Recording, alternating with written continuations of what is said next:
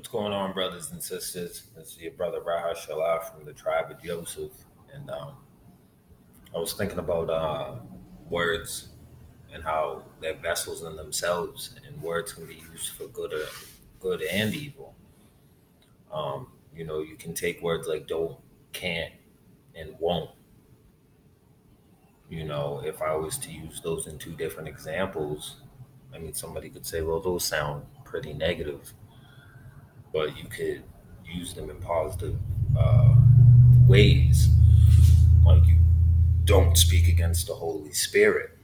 It's an unforgivable sin. You won't get into heaven, you know.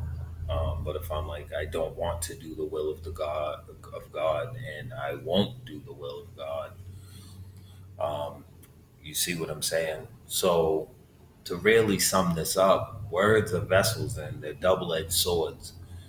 So to wrap this all together, it's like if you picked up a rock and you were standing in front of a pond and you threw the rock being your words, the pond being the water, and the pond being the ears that are hearing and listening to what you say.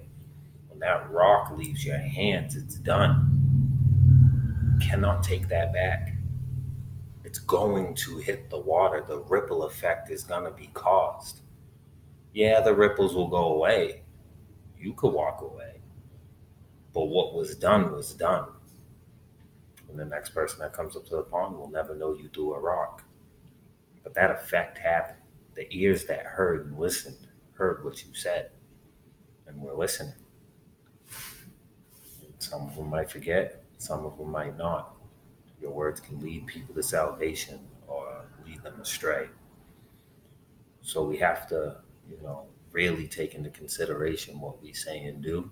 And like I say always, I don't exclude myself. I've dealt with a bad temper, so when the anger consumed me, I've said things that to this day people probably could never forgive me for, you know. Um, and I've said bad things to my wife over the years before we were married, while we were married, while I was going through this transformation out of the darkness of sin and stepping into the light of Christ. Even when I was first trying to understand everything, I lost my temper a lot. It was a fight between spirit and flesh, and I took it out in my house, you know. So words are very powerful. Make sure your words are building the kingdom of heaven. Yeah, that's it. That was a pretty quick one. Rare for me. But I love you, brothers and sisters.